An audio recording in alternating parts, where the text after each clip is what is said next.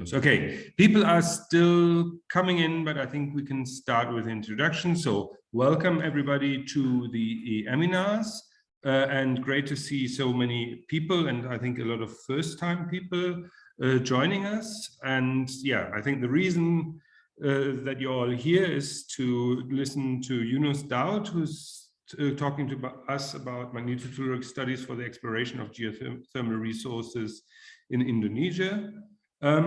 As many of you, I suppose, haven't been to one of the EMinars, a bit of background information. You might have seen when you registered the EMinar webpage.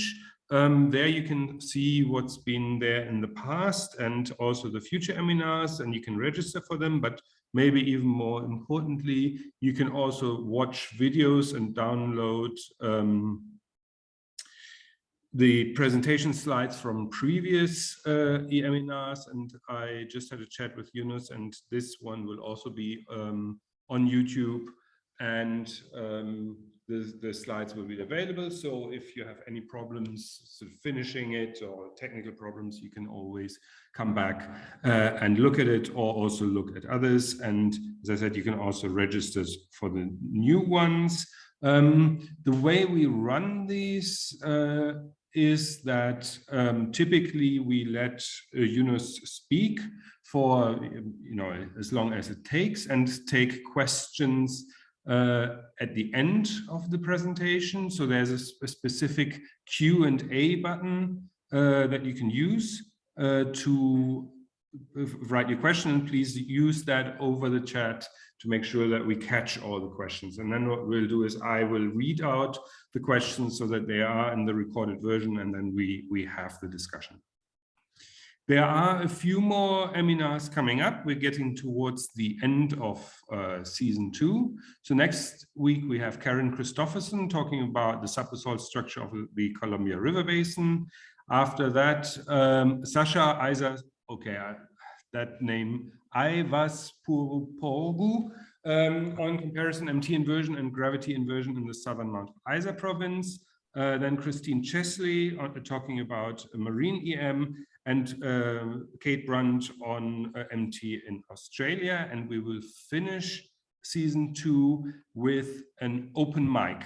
So that is an open discussion on MT and EM aspects, and yeah, we will see how that goes. It's the first time we're running it. So if you have something that you think is worth discussing, then please send an email to either me or Alan Jones or one of the other organizers, and we will try to put something together. And then in early October, we will start with season 3 of the EMinar. So if you are willing to talk about something EM related, or you have things that you have something interesting that's maybe not quite EM but might be interesting for the EM community, then please get in touch with us.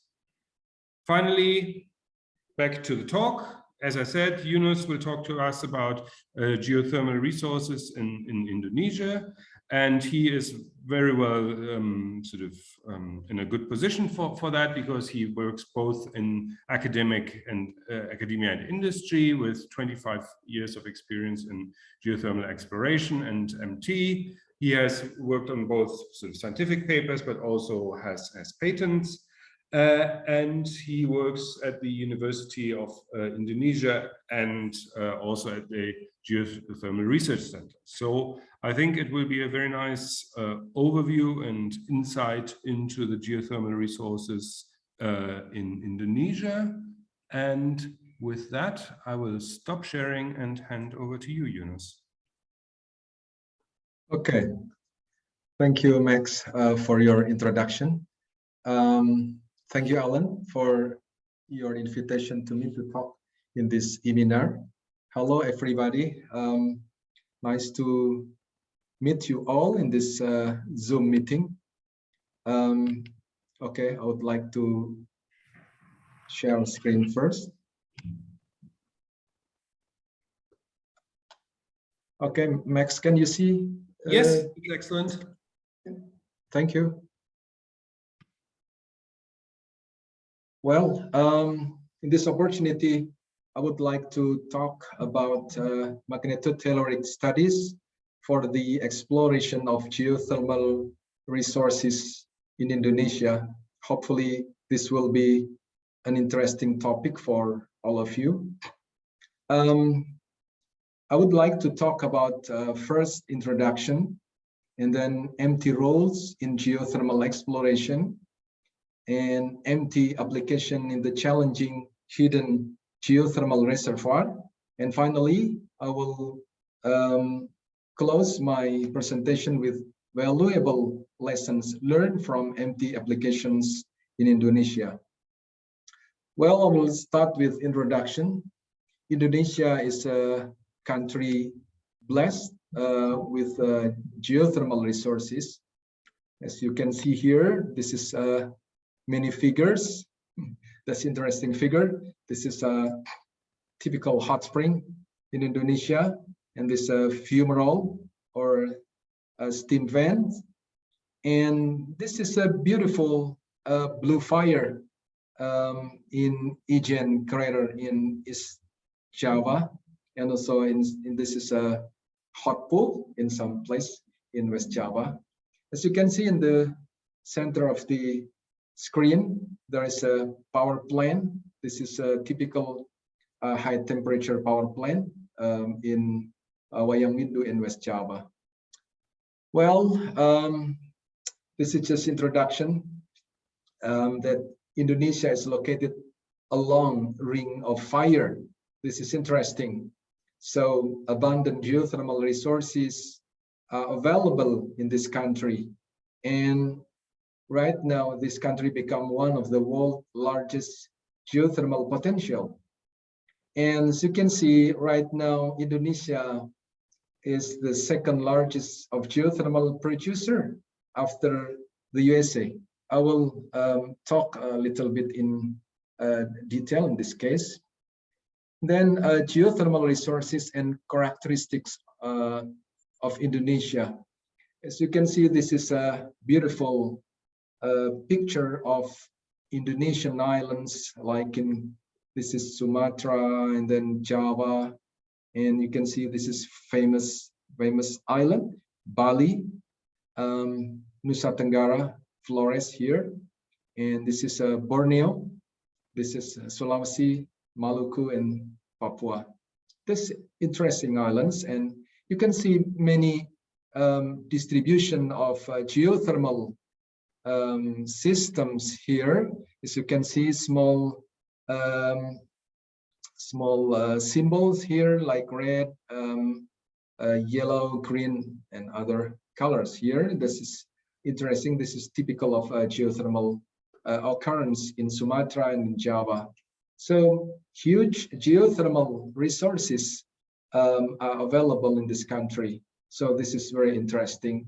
As you can see, the reserve assessment here is about 9,000 megawatt, and the resource is about 14,000 megawatt. And totally, right now, Indonesia about 24,000 megawatt electric of geothermal resources. And as I mentioned, Indonesia is number 2, second largest of geothermal producer that's already utilized of about 2,276 megawatt, about 9 to 10% of the total geothermal resources in Indonesia. So the rest is still about 90% undeveloped. So this is interesting information. This is more detailed information. As you can see, this is major islands only. As you can see, we have thousands island in Indonesia, and this is the largest island, Sumatra, then Java, Bali, and other island. And this is the location of the geothermal occurrence. And this is the resources. This is typical resources like speculative resource, hypothetical resource, and then also reserve like possible, probable, and proven. This is all the data describing about the geothermal resources in Indonesia. and this is the total, and totally about 24,000 megawatt. And the installed capacity that I already mentioned, about 2,276 megawatt, and this is distribution of the installed capacity in the major islands. Okay, look at this figure. This interesting. This is Indonesia on the top. This is installed capacity, and this reserve, already identified in Indonesia. So totally about 5,657 megawatt in Indonesia. So this interesting also data.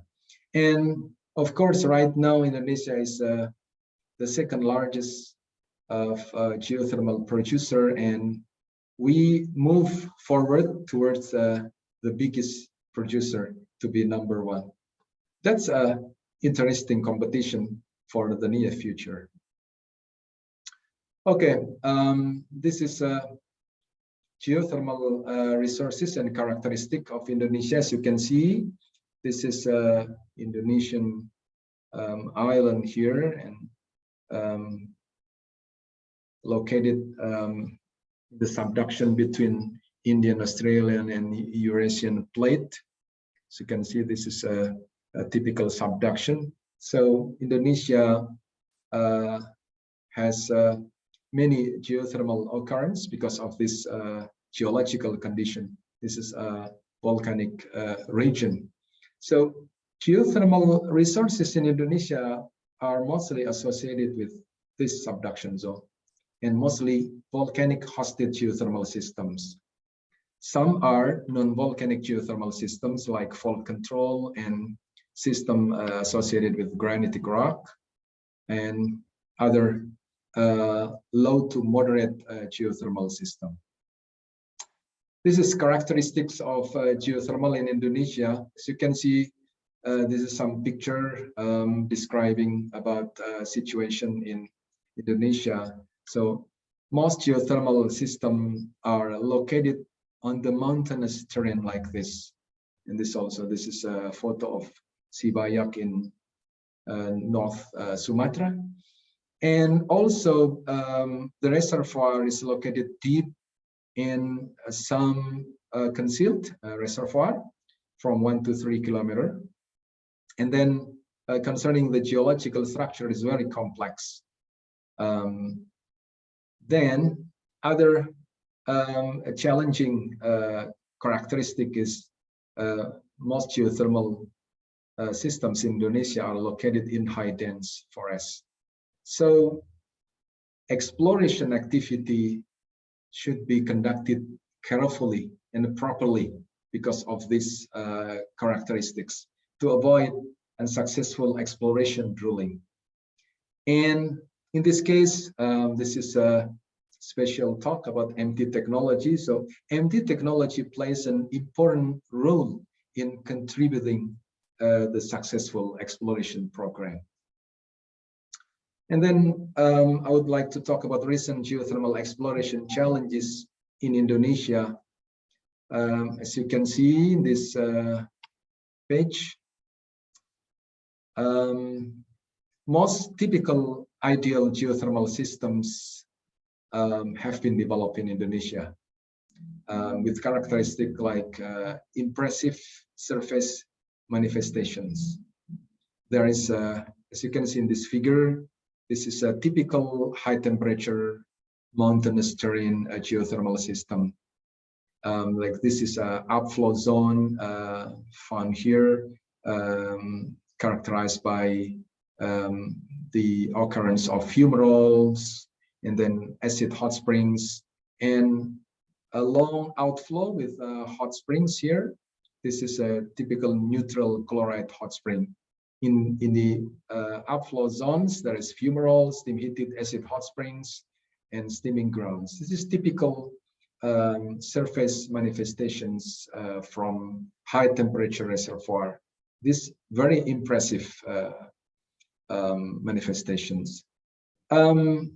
The geothermal systems can be found in Salak in West Java, in Ulu-Belu, in Lampung, in Sumatra, Wayang Windu in West Java, Lahendong in North Sulawesi, and other similar fields. We have many ideal geothermal systems. Unfortunately, most of the ideal systems have been developed. So we have to move to undeveloped, challenging geothermal systems.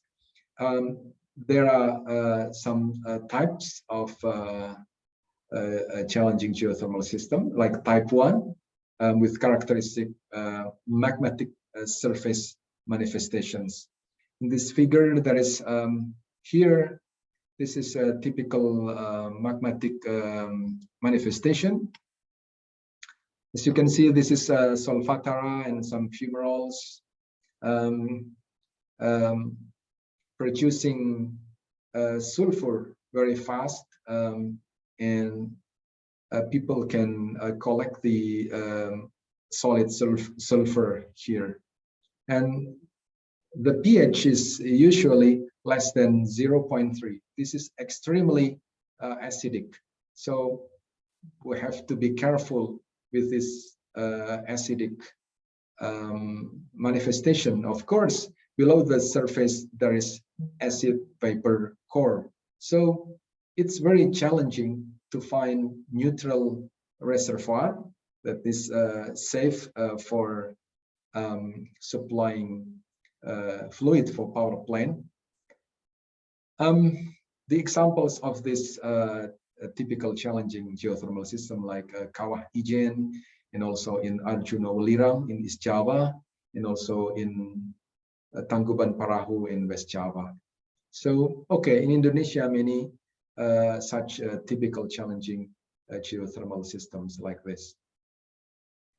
And there is also other undeveloped challenging geothermal systems we call type 2, with characteristic of unimpressive surface manifestations.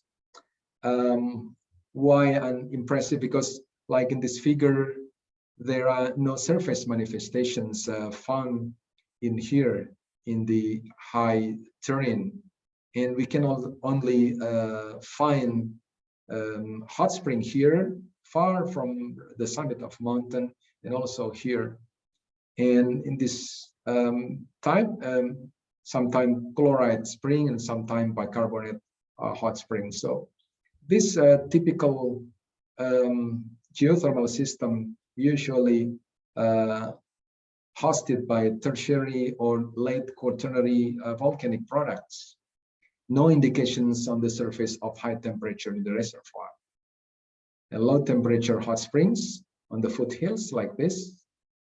This is typical outflow zones without impressive manifestations like geothermal fumaroles, solfatara, as I already explained previously.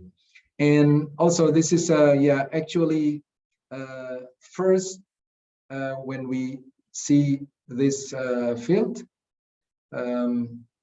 we found only bicarbonate hot spring, but our team, we call manifestation hunter, try to find any hot spring or any surface manifestation here, and finally found this one. This is a fumarole, but with lower temperature than normal fumaroles. This is about 80 degrees C fumarole.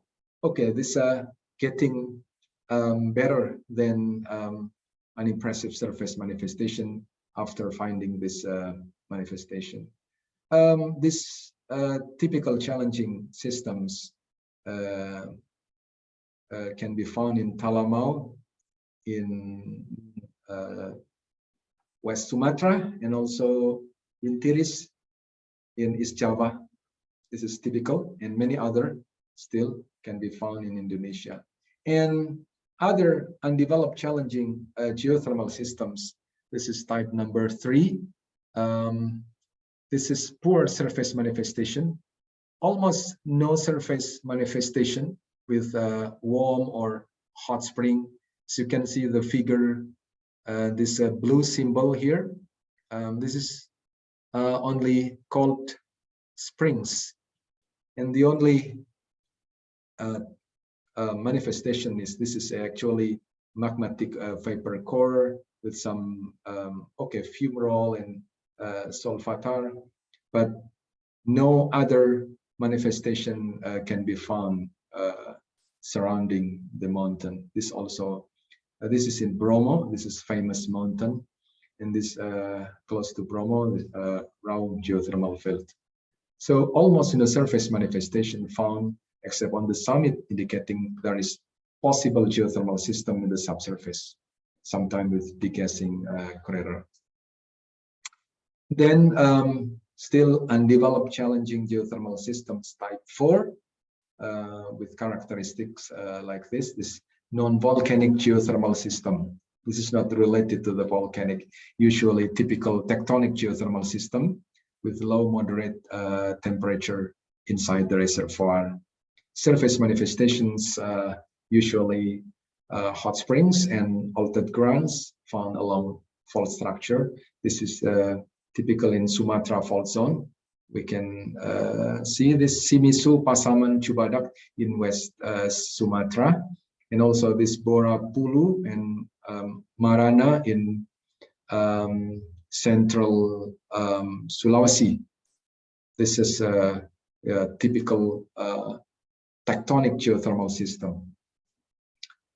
Well, I would like to move to explain that geothermal exploration has high risk and low probability of success at the beginning of the development. So as you can see in this figure, this is a pre-survey and then exploration, and then with test drilling here.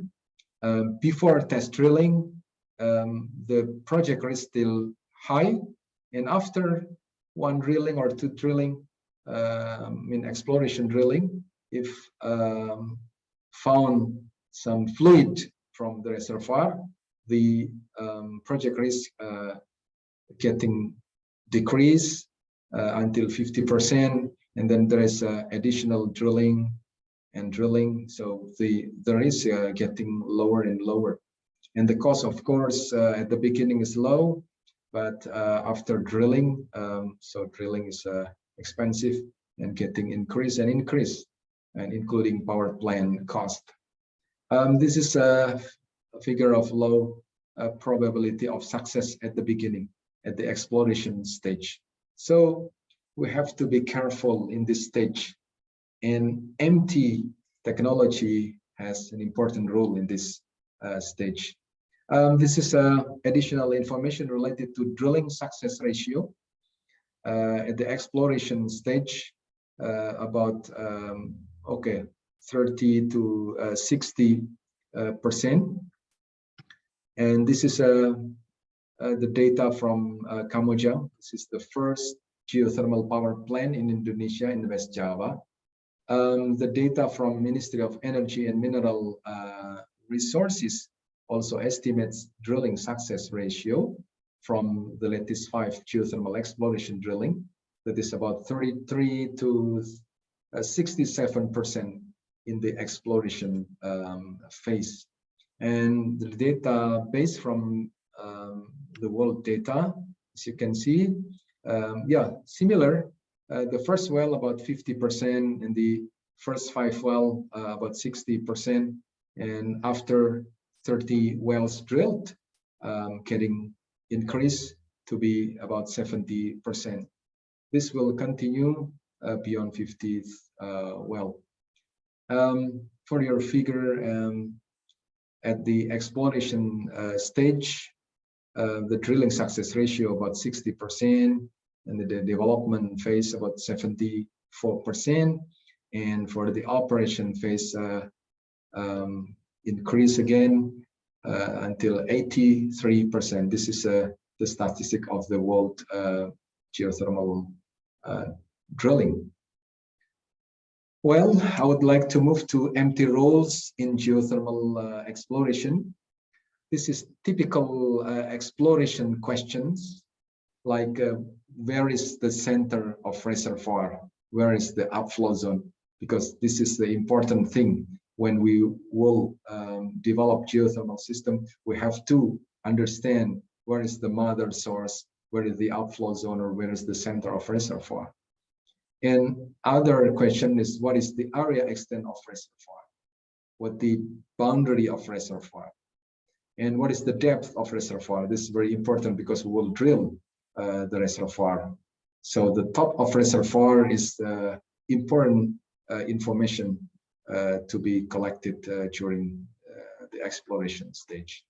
Can major structural features be recognized? Because if you want to drill, there are three important information, like high temperature, high permeability, and also benign fluid. This very important parameter to be collected during the exploration stage. And can outflow structure be identified? This old question, then can MT technology answer these questions? Yes, this is a good answer that MT can reconstruct a geothermal system model. As you can see in this figure, this is a typical volcanic hosted geothermal model, like this high terrain, and there is upflow zone here, and this is outflow zone here. And this is a distribution of resistivity model. Resistivity is one of the most variable physical properties of materials and has proven to be the most useful geophysical parameter in the search for geothermal resources. In the system, there is subsurface fluids with high salinity, and also we can find also clay alteration, and then high temperature. This information or these parameters will lower overall resistivity of rocks. So the resistivity inside the geothermal system is much lower than the surrounding, but the resistivity varies from top to bottom of the systems. Like here in the cap rock, the resistivity is less than 10 ohm meter. Yeah, because of the typical clay. This is magnetite clay or montmorillonite clay here, and in the reservoir has a low resistivity, but slightly higher than resistivity of clay cap here, usually about more than 30 ohm meter. This is typical. And the basement or hot rock here, this is a typical basement, has highest resistivity, usually more than 100 ohm meter. So this is a main target for MT investigation. So proper MT technology can delineate geothermal system, model, and guide well target zone. Yeah, I mentioned this is a proper MT technology because sometimes there is incorrect application of MT technology. So sometimes misleading in delineating geothermal system model and guiding well target zone. I will talk about this in more detail. So this is also a typical fault control model of the geothermal system. Usually low to moderate geothermal temperature in the reservoir. As you can see, this is a distribution of resistivity. This is a beautiful empty section. As you can see, this is highest resistivity, as you can see here, and this is also high. This is similar with this geological model. This is fault here, and this is graben here, covered by alluvial layer, and this is fault also, and this is some granitic rock here. And this is very similar. This is higher resistivity or more dense and denser, and this is a fault here. So the empty data can delineate the fault zone here. And also this is typical lower resistivity, this alluvial layer here. And this also fault, this is this fault, and this other faults here also, and this is the other faults, as you can see here. This is a nice picture of the fault control geothermal system. As you can see, this also some surface manifestation by carbonate water. This is a steaming ground, yeah, by carbonate water here. So this is interesting to discuss about this model. MT can reconstruct geothermal system model, and this is a conceptual model based on the MT geology and geochemistry. As you can see, this is a typical fault control geothermal system. The permeability controlled by this fault. As you can see, that the reservoir is located along the fault here, and also unconformity between this layer and the basement here. So this is typical fault control, and other reservoir probably can be found here. Okay, MT can also delineate boundary of reservoir. This is other MT role. As you can see, this is a map of distribution of low resistivity or distribution of less resistivity based on 3D inversion of MT data. As you can see, this section here, this is the section. This is typical upflow zone here with the up dome shape. And if you make a line here from here with elevation minus 1000, for example, we can see this is a red one. This is a low resistivity here, and the green one, and you can see here, and the other red one here. So this typical of reservoir, and the boundary is between with this and this. Usually in the outflow zone, the resistivity is shallower or thinning, and this is thickening outside the reservoir. So this is interesting. So MT can delineate boundary of economic geothermal reservoir, typically with high temperature, high permeability, and benign fluid found in this range of economic well depth. Yeah. Okay, MT can delineate well target zones. Of course, based on the upflow zone and the boundary of reservoir, the typical of permeability below the surface. So MT can delineate well target zones like high temperature, high permeability, and benign fluid, like here. So we can drill in this zone, as you can see also in this figure. MT is an inexpensive method compared to drilling.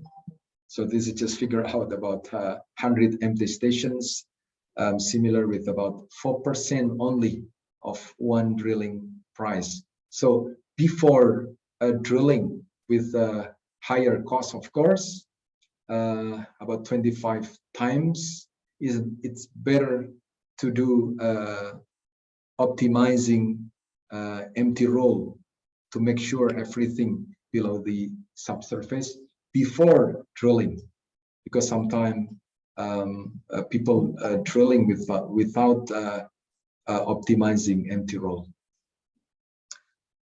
MT can be optimized for achieving exploration targets.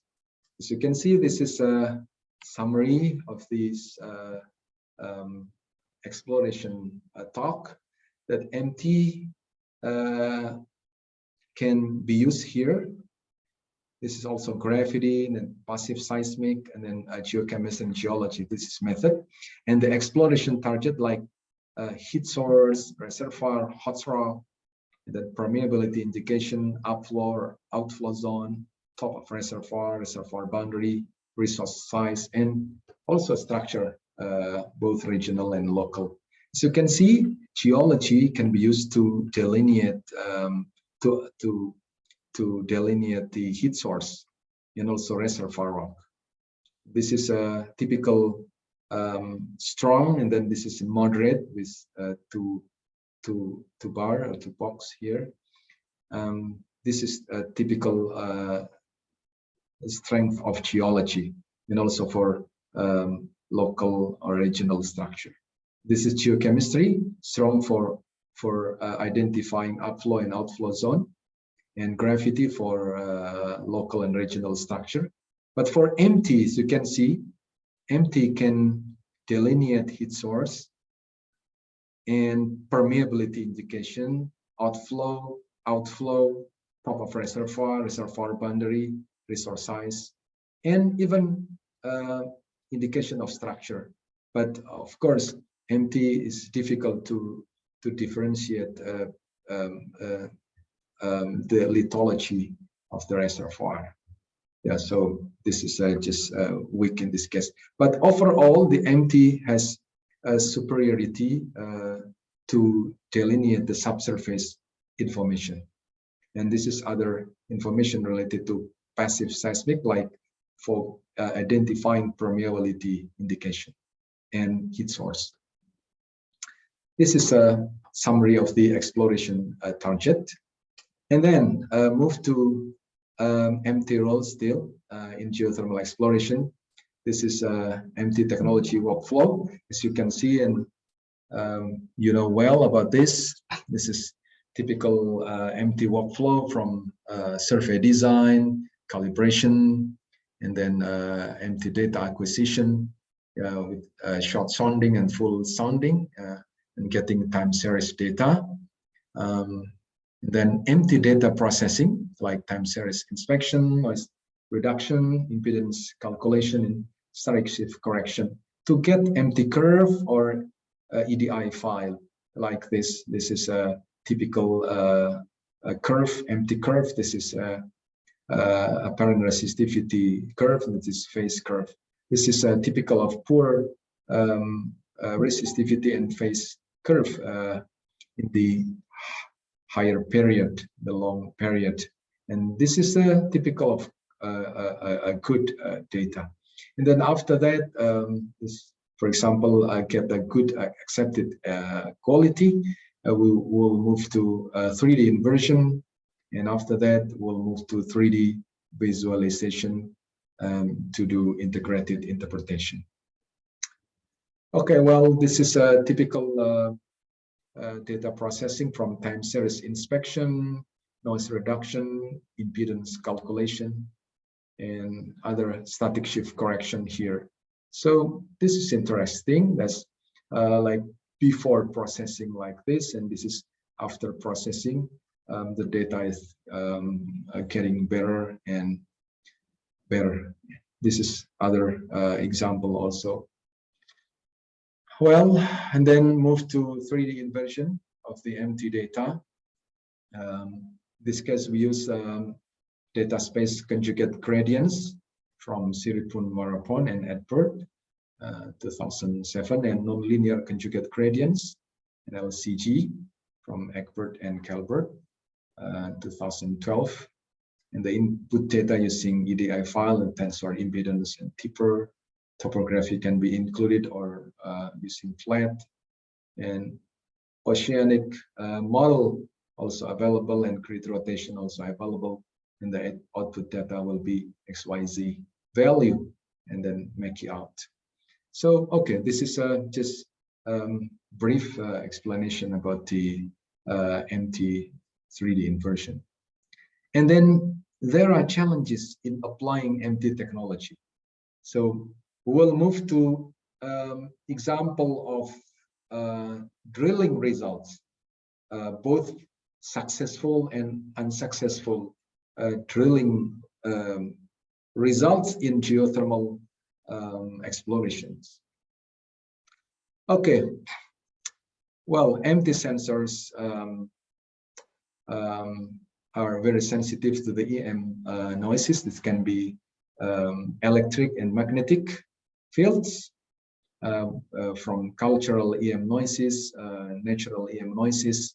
So we need a better understanding of the noise characteristics and how to reduce it. So careful empty data processing must be done to get clean and genuine empty signal. An empty technology follows EM principle and naturally a tensor. So 3D inversion is more suitable with the EM principles. Need better understanding of the modeling schemes. So then incorrect use of empty technology can cause errors in determining subsurface drilling targets. And in this case, I will talk about successful and unsuccessful drilling targets that can be learned from the following examples. This is first example in West Java. As you can see, this is the result of empty 3D inversion. We don't talk about the detail location or detail information because this is confidential. As you can see, this is a boundary of reservoir here. There is a conductive clay cap, and this also conductive clay cap. And this is a boundary of reservoir here, and this also. But as you can see, if this is boundary, so this is inside the reservoir. But there is a dry hole here. This is successful wells, but this is unsuccessful well. So the boundary here is still a question mark. So because this is dry hole with the temperature at the total depth about 175 degrees C only. Usually in the reservoir more than 200 degrees C. And until the total depth covered by smectite clay. So this is actually not inside the reservoir. As you can see, this is line number 1, and this is the section. This is well number 1, number 2, number 3. This is number 1, number 2, and then number 3.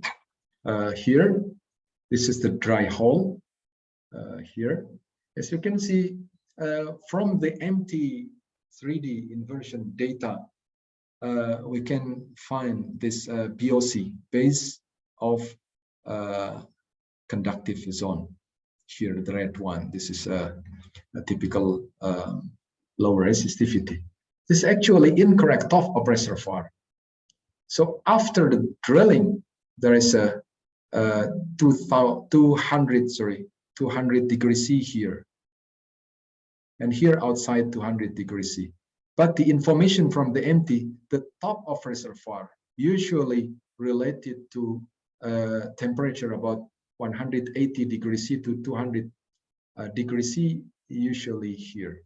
So supposed to be reservoir here, but after drilled, the temperature at the bottom only 175 degrees C. So this is incorrect top of reservoir, incorrect information about the reservoir. So the incorrect empty prospect area from here to here. This is the big reservoir from the incorrect empty data. And then actually from the well, this actual proven area in only here. So this is an example in West Java. Yeah. The empty model gives incorrect empty prospect area and has contradiction with drilling data and reservoir simulation result. And the second example in West Sumatra here, there is a disagreement between base of conductor, BOC, and actual top of reservoir. As you can see, here BOC, and after drilled here, the temperature only 90 degrees C. So this information is actually incorrect here. the information inform us that this is the top of reservoir with high temperature, about 200 degrees C. But this is dry hole in the smectite clay until the bottom. And this is a good, successful drilling program, but this is incorrect top of reservoir based on empty data. This is fortunately the well drilled here, and the top of reservoir actually here from the well data. This is top of reservoir. Okay, this is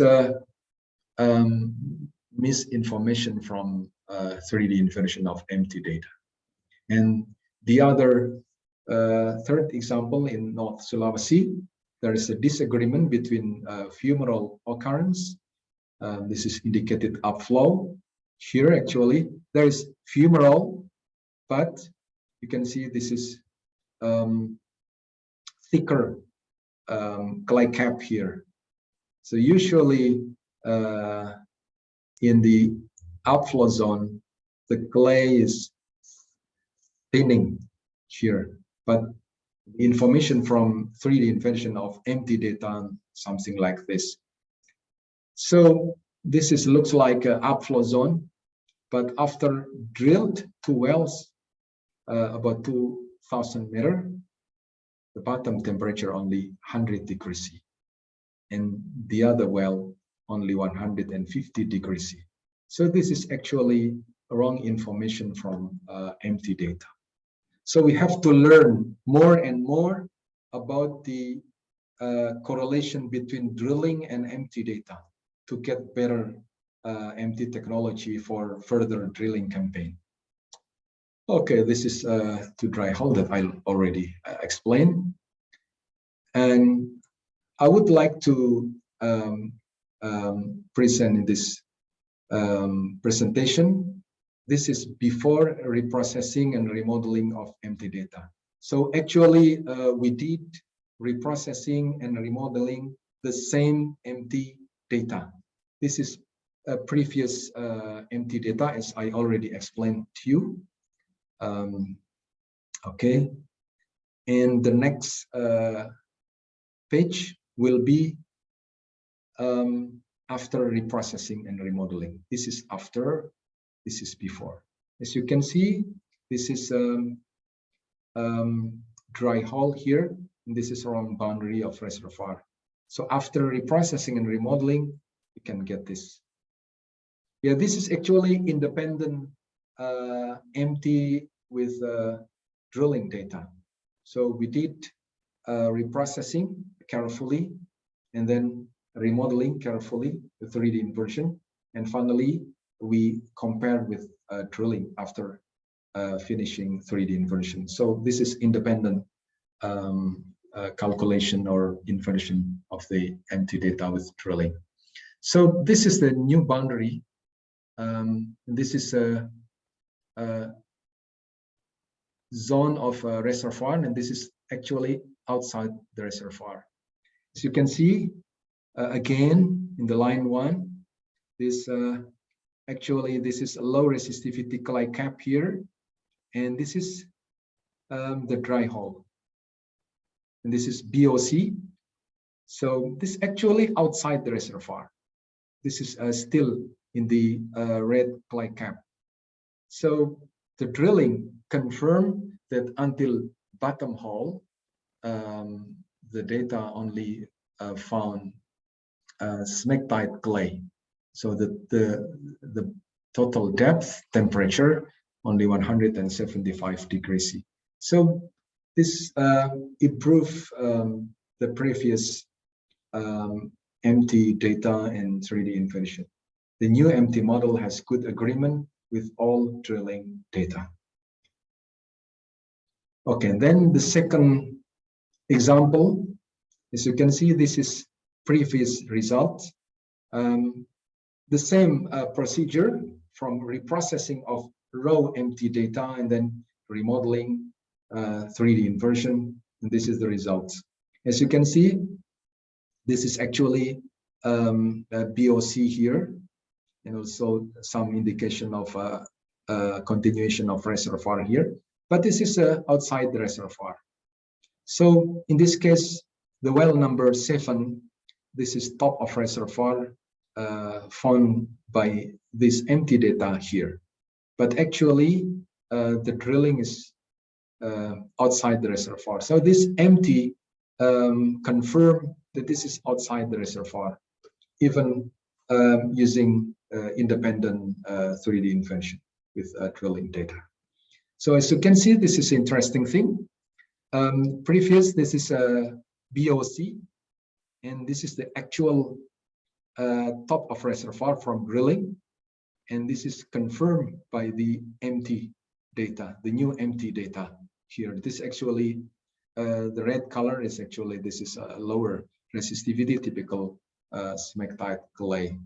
So this new empty model has good agreement with TOR, top of reservoir from drilling data, as well as thickening of conductive layer in unsuccessful well here. Okay, this is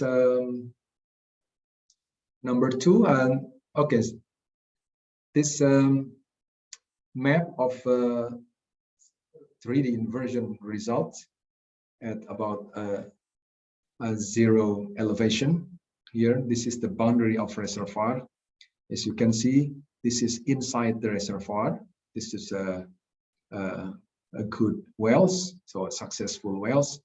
But here, this is unsuccessful well. So based on this 3D modeling, we can see this is the boundary of the reservoir. And already explained to you, this is the section.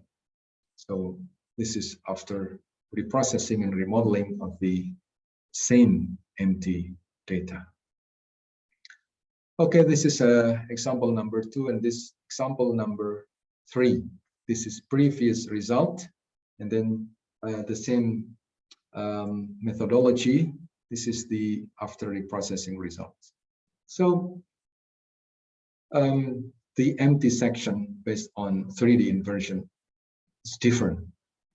This is a typical upflow zone with thinning in the upflow zone and then thickening outside the outflow zone. This is in the outflow zone. So if we drill here, we can get this only clay. This is a BOC. This is a drilling number 2, and this is drilling number 1. This all actually confirm that this is the clay, thick clay cap here, not the reservoir. So this is actually unsuccessful drilling, but we have a good lesson learned for trying to find better empty technology to confirm the information from drilling.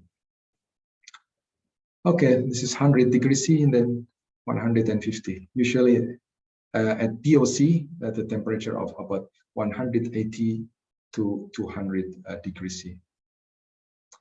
Okay, well, there is a empty application in the challenging hidden geothermal reservoir.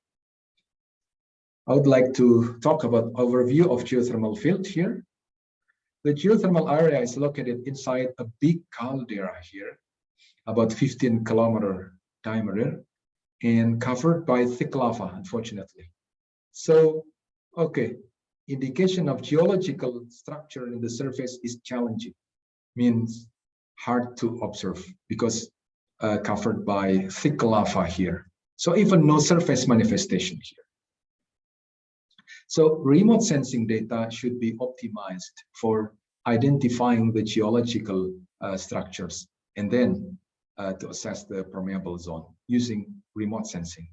And then furthermore, the presence of geothermal systems only characterized by unimpressive surface manifestation in the northern caldera here. This is a typical bicarbonate sulfate hot spring with temperature is low, 35 to 50 degrees C. This is an impressive outflow manifestation. And also there is other unimpressive. This is acidic sulfatar and fumaroles here. So of course, this is extremely acidic here. Yeah. So this hot spring, actually immature water mixing between geothermal fluid with current water fluid, could not be utilized for temperature assessment. So geochemistry in this case does not work. So geology is challenging and geochemistry also challenging. So the last thing is from geoscientific data is from geophysics. And of course, based on these conditions, MT data is the only tool to reveal the subsurface well target zones, mean high temperature and high permeability. Yeah.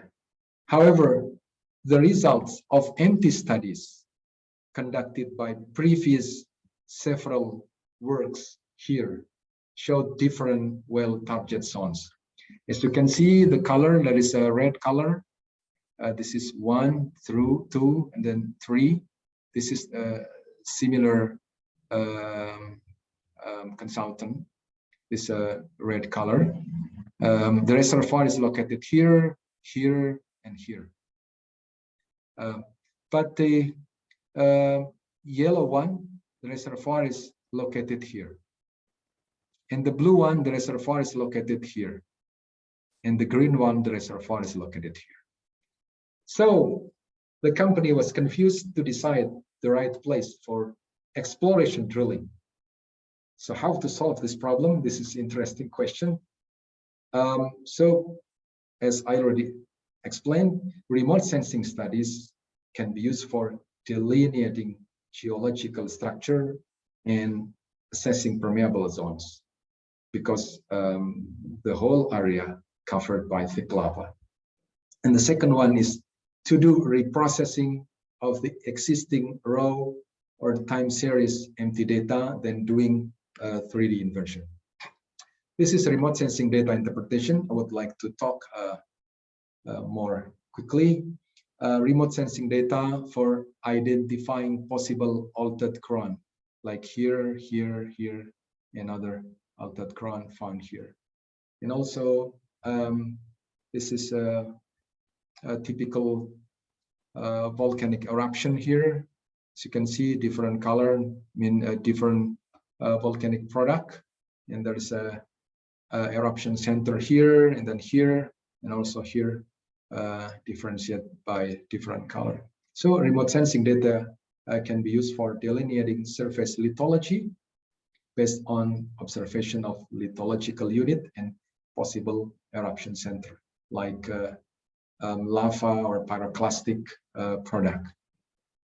And also remote sensing data can be used for delineating subsurface geological structures, like caldera margins and fault structures here.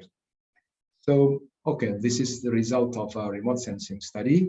And finally, the combination of all, we can get geological map based on remote sensing data interpretation.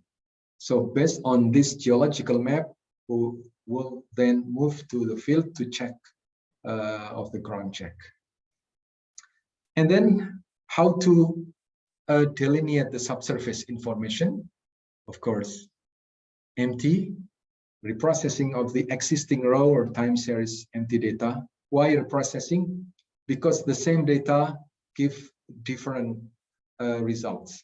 So, okay, I have to convince myself, or we have to convince ourselves before convincing other by using raw data, not the ADI file. So after reprocessing of the raw data, resulting in 98% good to excellent quality MT data with only 2 fair quality data. And then doing 3D inversion of the reprocessed MT data. And this is the result. You can see there is an indication of reservoir here, and discovering an indicated prospect area here. Then conducting additional MT data acquisition to infill the MT data distribution, as well as resounding to fair quality empty data. There is a two empty data with a fair quality, so we have to acquisition. And then why using the infill is to ensure the reservoir zone. This is the pink color. And then updating 3D inversion for both existing and new empty data. And finally, this is the result. This is interesting. We can delineate this one. This is the boundary of reservoir. Later on, I will talk with you about this section here from north to south. Okay, this is the boundary of reservoir based on almost 100% empty data with good to excellent quality. Then recommending slim hole drilling to prove the reservoir zone. Why slim hole? Yeah, because there is no surface manifestation here. Yeah, based on the experience, our experience and using empty technology, this information is convincing us. But since there is not surface manifestation, we recommended to do slim hole drilling to prove is there reservoir or not. This is slim hole drilling here. And okay, as you can see, this is from A to B. This is section, okay, based on 3D inversion. And the results like this. This is BOC. Looks like a typical upflow zone, but unfortunately, no surface manifestation. So this is indication of geothermal reservoir or not. This is an important question. So slim hole can be recommended to prove this. And we recommended slim hole drilling with 2,000-meter depth. Position is here. And finally, we got the result.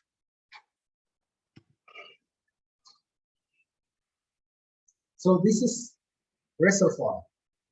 This is the upflow reservoir. That's interesting result. What the information below the surface? Okay, the temperature at total depth about 291 degrees C.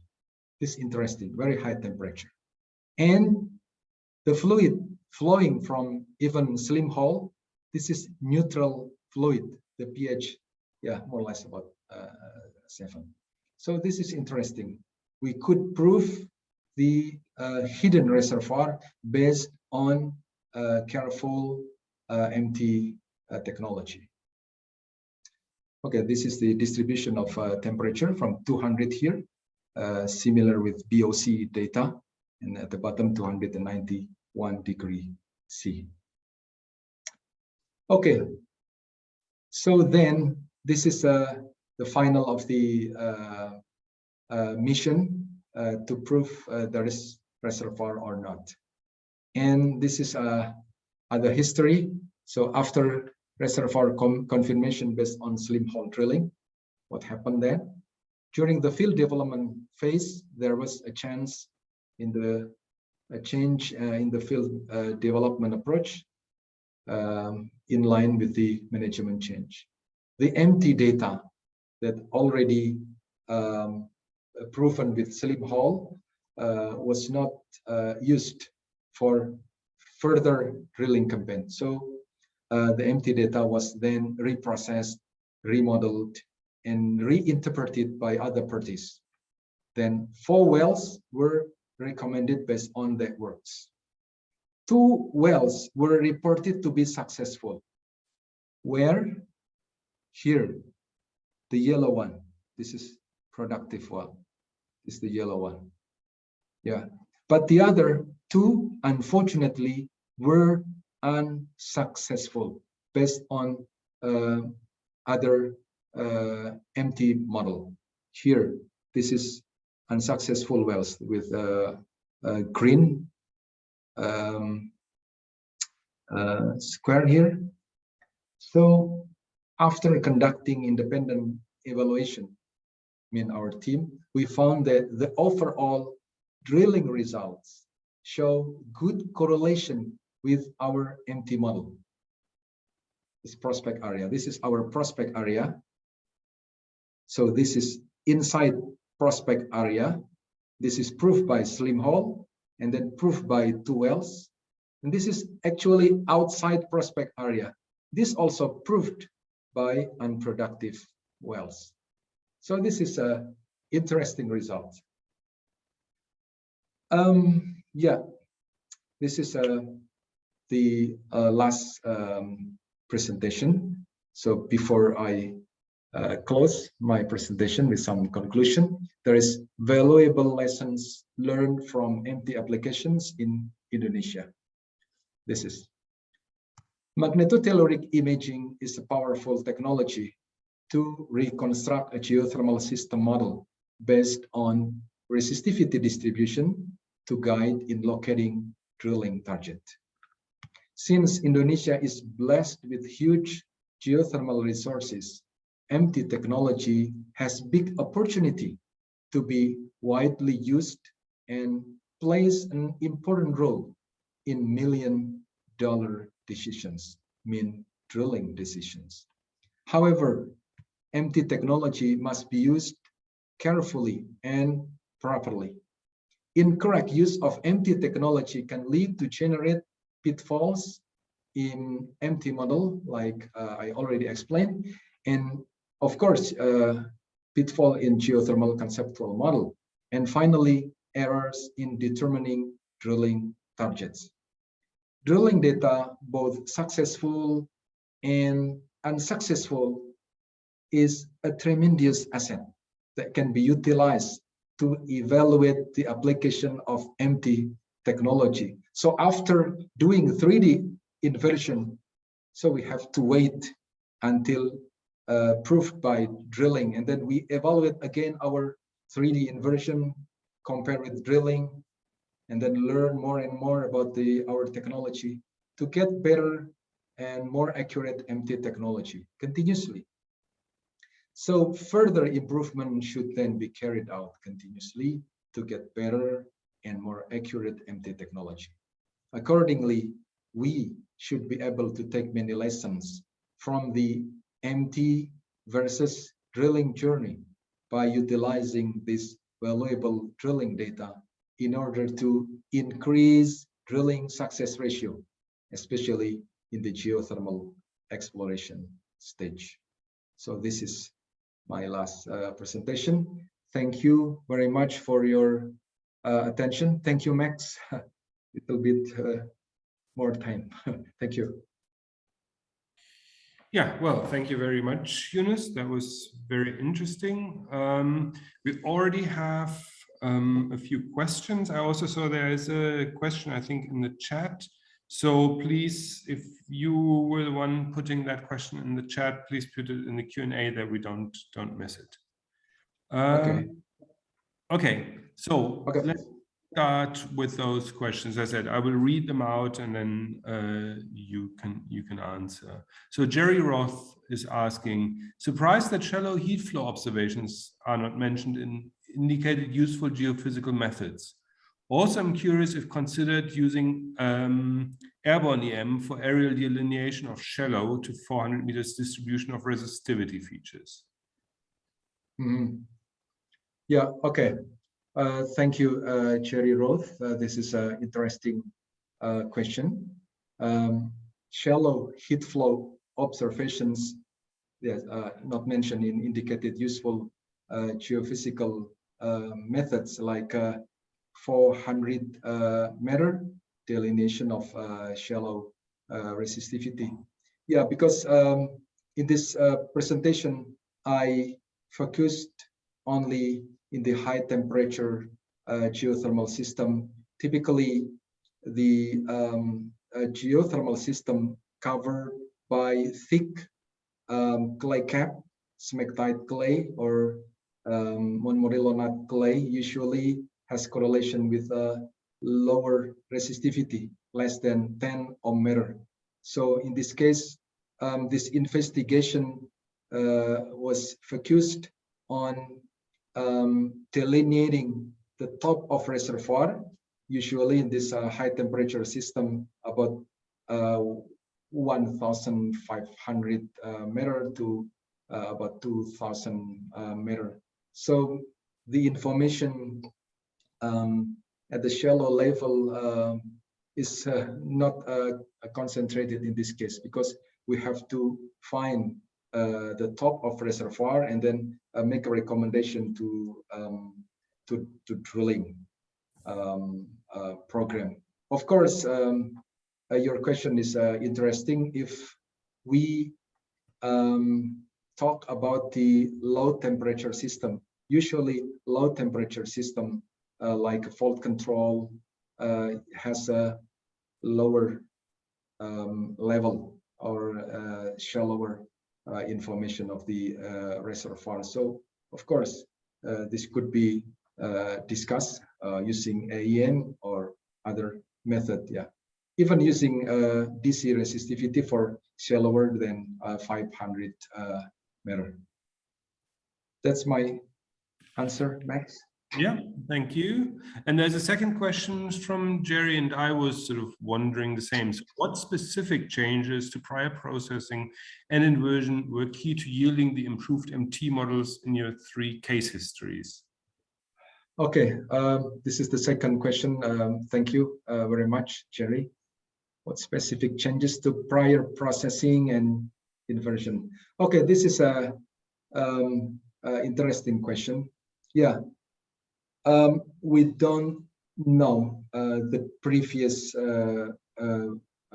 results, what they did for processing. We only have information about section of the 3D section, and we got the raw data. So we have to apply the processing methodology using, of course, standard methodology, and then filtering and other steps in processing, and also using 3D inversion that I mentioned in this presentation. But the most important thing is related to getting the EDI file with a better quality, like a good to excellent results. So before getting a good to excellent result, we have to make more effort to get the result.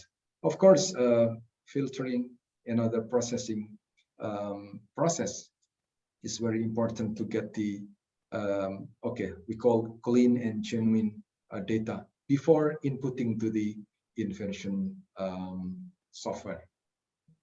Thank you. Yes, and I mean, some of the changes you thought you showed, if you go back to maybe, I think it was your first example or your second example, you know, yeah, those changes in the models were fairly drastic, I would say. Yes, not simply what I would call, okay, you know, 2 people do the same inversion with similar data, you get different results, but really a fairly fundamental change there. So I mean, would you say that the changes in the data were similarly big, like what you got after your reprocessing was, you know, quite different curves from what was there before? Yeah. Yes, of course. Yeah. Okay. And I wasn't 100% clear, because you also talked about the relationship to the drill hole. So did you put some drill hole information into the inversion? And if so, how did you do that? No.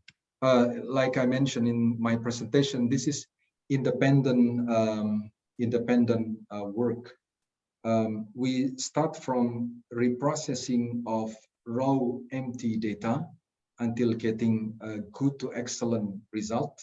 and then doing 3D inversion without any input from drilling information, because this will influence our inversion.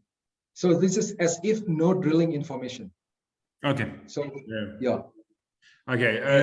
I wasn't, that's why I was asking, because at one point it sounded to me a bit like you were doing this, but yeah. Okay. So this is independent, if you want, a confirmation or sort of benchmark. Yes. Because I think, I mean, generally speaking, if you have drilling information, it might help you to also improve your MT models. Yes, of course. Yes. How you do it. Mark, can I add some information? Sure. Yeah, because this is very interesting, because if we have no drilling information, we have to make sure that our methodology is proper. And then after comparing with the drilling result, there is an agreement between MT data and drilling. So if we predict, for example, other area, other zone that we have only resistivity data from MT, so we will more confident using this technology. Yeah, of course, I fully agree. Yes, in the first times you do it, you want to have independent benchmarks that tell you, okay, right, we're making these predictions, and now we can test those predictions. For example, that somebody drilled it, because that only gives you then confidence that you're not just reproducing, let's say, the drill hole information, and you have very little predictive power.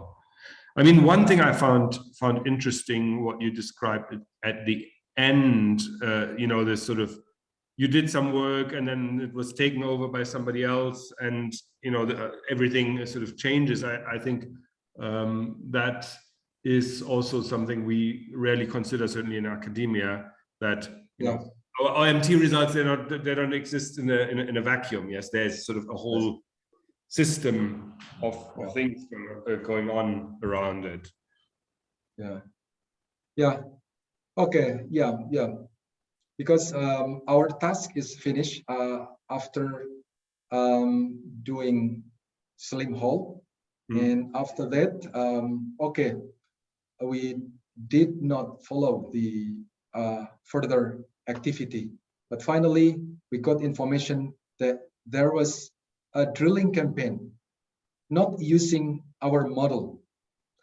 It's okay, no problem. Yeah, because our work is already finished, but using new reprocessing, the same data, raw data, I mean, but different reprocessing, remodeling, and then interpretation, and finally drill 4 wells, but unfortunately 2 successful and 2 unsuccessful, as I already explained. But this confirmed our model, that the successful inside the boundary and unsuccessful ones outside the boundary. So okay, I'm happy with this result. This is academic result, scientific result. No, I think it's very interesting, and of course it shows, well, also some of the variability, yes, in the sort of interpretation. But yeah, it seems like you had sort of a good analysis there. We got another question in from Abbas Faneh. So thank you for a very informative presentation. So how do you define what is a productive well? And do you have experience about synthetic injection? So I suppose stimulated wells in Indonesia. Okay. Yeah, this is actually discussion about the drilling result. Yeah, actually the productive wells mean the well that flow the fluid, both steam and sometimes with hot water. Yeah, in this case, in this example, this is flowing steam from the subsurface. Okay, this is not my expertise about the stimulating wells. Yeah, Yeah, of course. Yeah, as far as I know, there is also using pump, for example, in low temperature or moderate temperature well, usually not flowing because of the low pressure. So sometimes using pump for flowing the fluid from below the surface. Okay. Yeah. Yeah, thank you for that. If I could jump in, Max, and ask a question. Yeah, a wonderful talk, Yunus. Thanks very much for that. I'm sure thank you. People and will benefit instantly and also over the next months and years as people watch you. Back to the drilling, I think one thing that often happens is that geophysicists get kicked out of a project once the drilling starts. And to me, that's a mistake, because every single drill hole gives us information that we can use to reinvert and reconstrain our model and get better models. And in fact, it's a lot cheaper, as you said, to do geophysics than it is to do drilling. So if we can save one drill hole by reinversions, we're doing a good job. And I think this point, it's not just in geothermal, but it's in the mining game as well. We need to be pushing that our job doesn't stop when drilling starts. We still have a role to play. Yes, you're right. And a technical question. I've done some work in Western Canada on geothermal regions, and I've always found huge issues with galvanic distortions because you've got high topography, you've got extreme lateral variations. How did you deal with that? Because neither of the codes that you used deals with galvanic distortion intrinsically. Whereas, you know, Max, I'm surprised Max didn't ask this question, because Max's code from Anavdiva does deal with galvanic distortion intrinsically. Okay, thank you very much, Alan. Your interesting question. Okay, I try to answer your question. Of course, you know more than me. Okay, regarding the galvanic case, in this case, because of the topographic effect, we did two ways. The first one, when we invert using flat topography, we have to make sure about the static shift correction. Right. This is using TDM or other method. And the second one, using 3D inversion with topographic, like Egbert codes. So we involve the topography for the inversion. Okay. Yeah, often people who use ModEM, what they do in order to deal with static shift is that they have a very thin top layer and it's unregularized. And so that gives you then a very heterogeneous checkerboard-like conductivity structure. And that basically puts charges where they need to be to explain galvanic distortion. Yeah. Okay. Thank you. Yeah, there's another question from Jok. Sorry, I clicked it away. Jok Imanharjo. I hope I pronounced that at least somewhat correctly. I see you have a depth section for DOC. I'm not quite sure. But on the map, only horizontal sections without any depth map of objective and no structure plotted.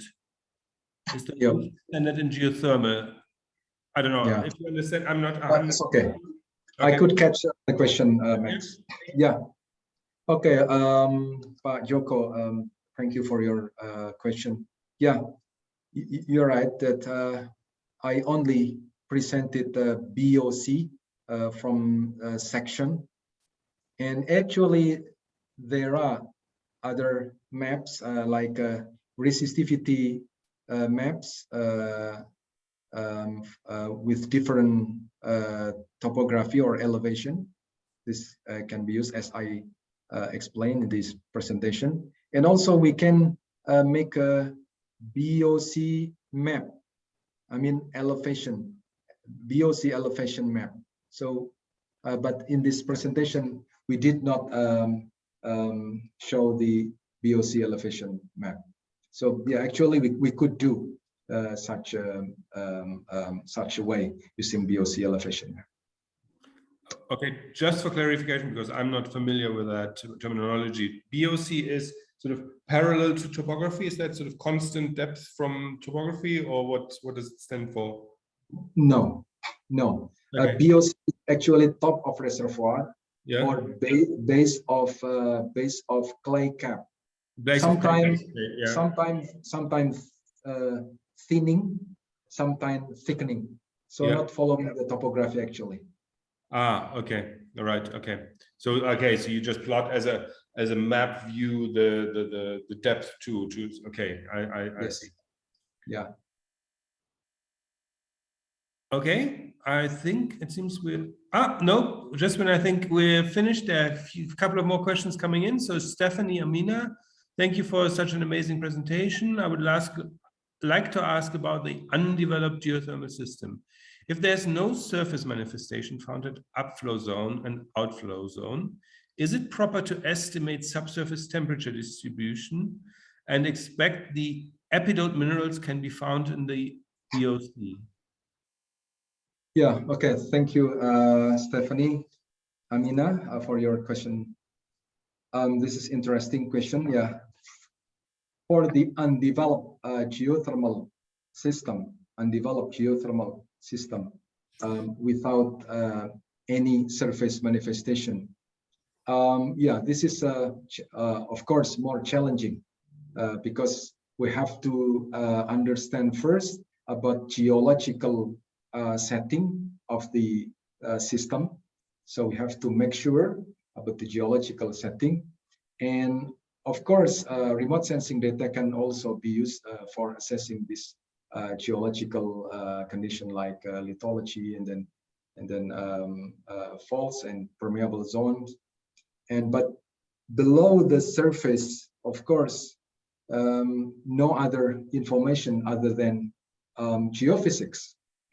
Yeah, you mentioned about the epidote. Epidote can be found from drilling.